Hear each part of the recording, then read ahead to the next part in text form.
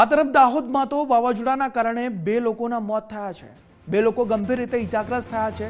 ગરબાડા ચોકડી નજીક smart city સાઇનનું board ધરાશાયી થયું કેમ કે ભારે પવન ફૂંકાયો। દાહોદમાં આ સ્થિતિ સર્જાઈ છે।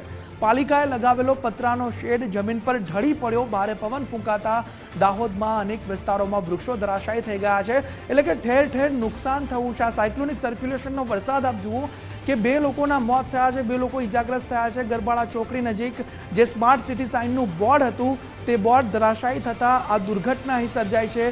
બે લોકો જે ઇજાગ્રસ્ત છે તેમને સારવાર આપવામાં આવી રહી છે। ગરબાડા ચોકડી નજીક આ દુર્ઘટના સર્જાઈ છે કેમ કે પવન ભારે ફૂંકાઈ રહ્યો છે। શેડ જે લાગેલો હતો તે શેડ જમીન પર ઢળી પડ્યો છે। દાહોદના અનેક વિસ્તારોમાં વૃક્ષો પણ પડી ગયા છે ભારે પવનના કારણે।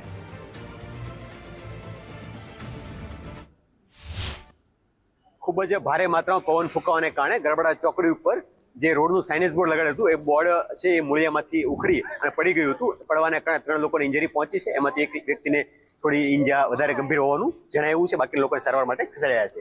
અત્યારે ટ્રાફિક છે અહીંયા બ્લોક થઈ ગયો છે, ટ્રાફિકને ડાયવર્ટ કરવામાં આવેલો છે।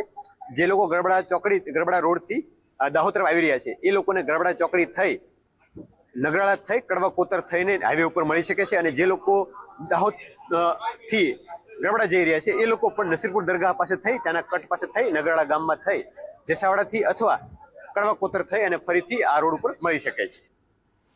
તો સંવાદદાતા સાબિર પર ફોન લાઈન પર અમારી સાથે જોડાયા છે। સાબિર, દાહોદમાં વાવાઝોડું આવ્યું છે, બે લોકોના મોત થઈ ગયા છે, તેવી સ્થિતિ થઈ ગઈ છે, કેવો માહોલ સાબિર?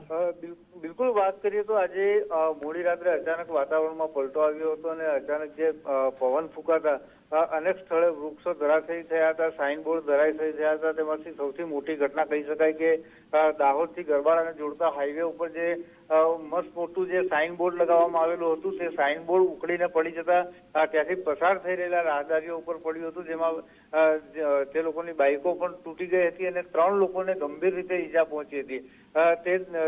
જેને પગલે જે એક વ્યક્તિનું તાત્કાલિક ઘટના સ્થળે જ મોત નીપજ્યું હતું, જ્યારે અન્ય 2 લોકોને સારવાર અર્થે ખસેડાયા બાદ જે સારવાર દરમિયાન અન્ય એકનું પણ મોત નીપજ્યું હતું।